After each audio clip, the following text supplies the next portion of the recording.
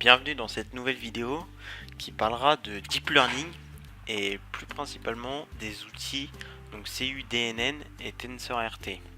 Sachant que je ne suis pas un expert du Deep Learning, donc je ne vais pas pouvoir vous apprendre énormément de choses.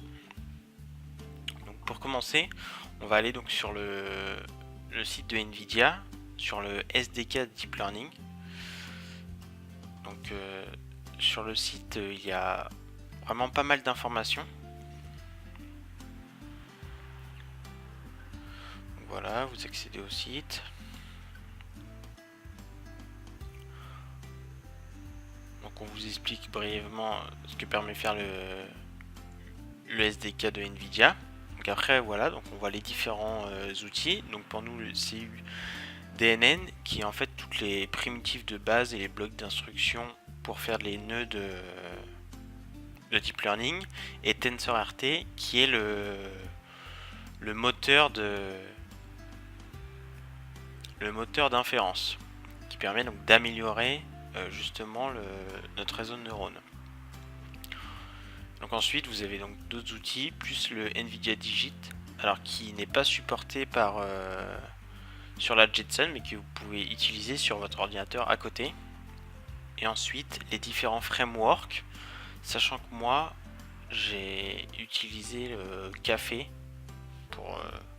pour l'exemple. Et donc tous ces frameworks là vous avez possibilité de les utiliser. Je sais aussi que TensorFlow est très connu et Torch aussi. J'ai choisi Café tout simplement parce que j'ai trouvé plusieurs tutoriels pour justement le faire fonctionner et il est assez simple d'utilisation. Donc ici voilà, vous avez plus de détails sur les différents frameworks pour voir par exemple dans quels langages sont supportés et un lien vers les différents leurs sites pour pouvoir les installer.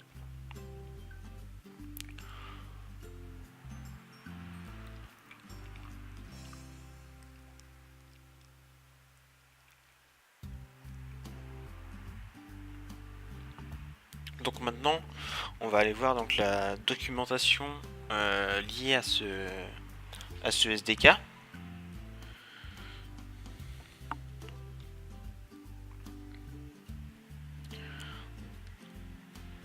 Donc voilà, donc on voit qu'on a une documentation très fournie. Donc pour nous ce qui nous intéresse, CUDN, donc l'installation guide, ça vous n'en avez pas besoin car vous avez déjà installé le Jetpack, et le développeur guide avec donc avec l'API et donc toutes les fonctions détaillées et expliquées. Donc si vous avez besoin de l'utiliser. Donc on voit que la documentation est assez complète et assez simple à utiliser, sachant que vous pouvez toujours utiliser la barre de recherche au pire si vous connaissez la fonction, si vous cherchez une fonction précise. Et donc on a exactement pareil pour TensorRT avec donc là l'API. Donc ça ouvre un autre site, mais elle est plutôt bien faite aussi, même si je la trouve un peu moins complète que l'autre. Enfin, pas forcément moins complète, mais moins bien, moins claire. Avec voilà la différence des listes avec toutes les classes que vous pouvez utiliser.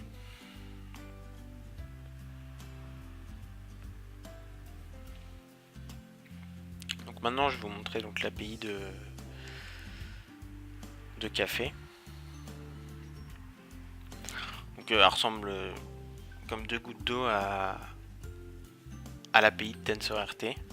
Donc voilà, une API assez simple avec justement toutes les classes dont vous pourriez avoir besoin.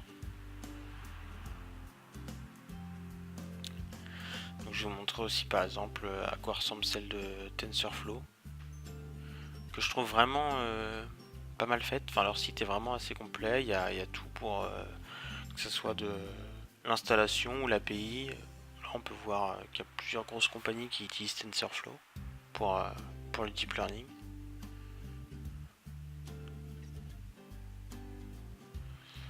voit ici comment l'installer sur différentes plateformes et l'API qu'on peut donc avoir soit en Python, soit en C++, en Java ou en Go.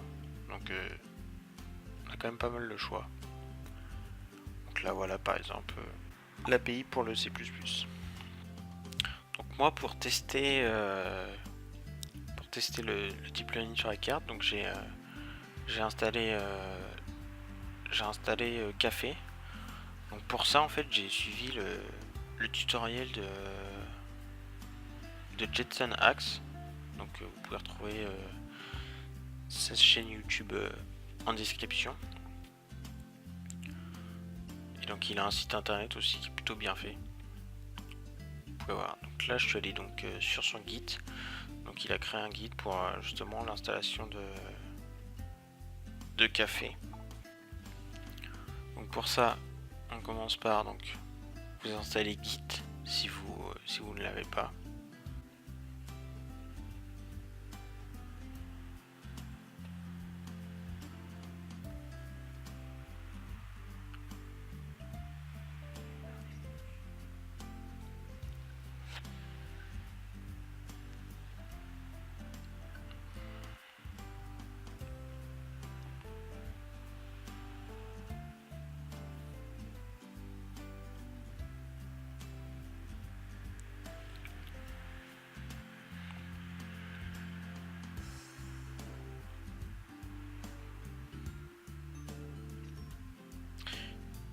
Une fois que c'est fait,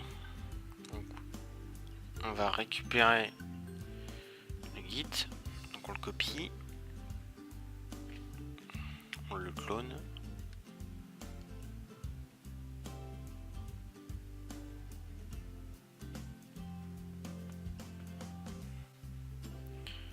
et une fois que ça c'est fait, on va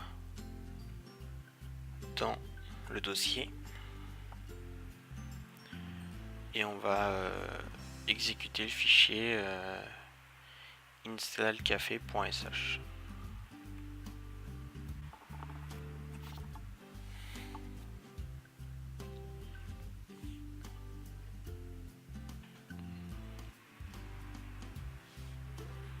Et donc à la fin, vous aurez votre le framework Caffe qui sera installé sur dans votre répertoire Home. Donc là, je vais vous montrer donc une petite utilisation de Caffe. Donc, vous ouvrez votre terminal, vous allez dans le répertoire de Caffe. Voilà, on peut voir tout ce qu'il y a dedans. Donc ensuite, on va exécuter un exemple.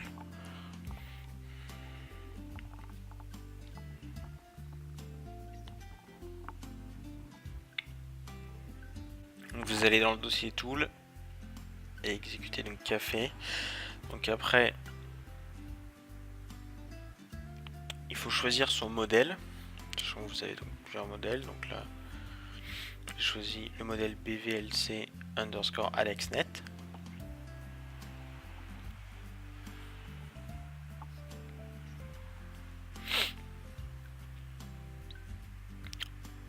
Et je l'ai exécuté avec le GPU 0.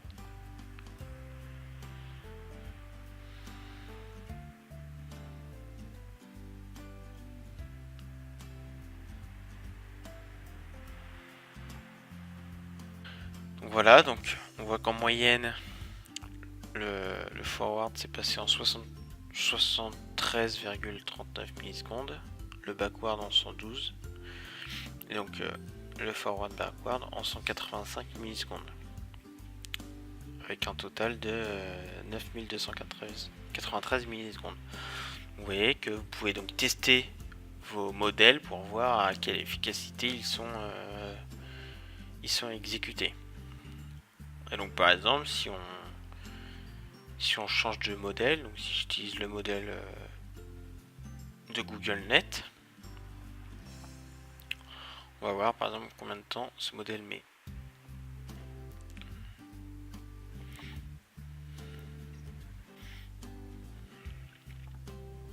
Donc voilà, on voit que c'était beaucoup plus long.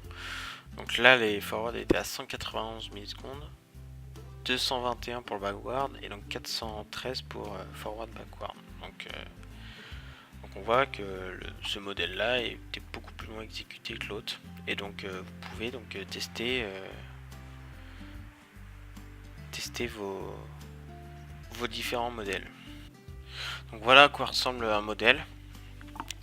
Donc là moi je peux pas vraiment vous aider parce que donc justement je ne m'y connais pas en deep learning, mais donc les modèles ressemblent à ça. Et donc dans les outils, donc vous en avez plusieurs, donc café, voilà à quoi ça ressemble. Donc c'est fait en C++. Donc c'est pareil sur ça. C'est trop compliqué pour moi, donc je pense que de toute façon si vous voulez utiliser ces outils là, c'est que vous y connaissez déjà en deep learning, donc je peux pas vraiment vous aider. Donc je vous remercie d'avoir regardé cette vidéo et à bientôt dans le prochain tutoriel.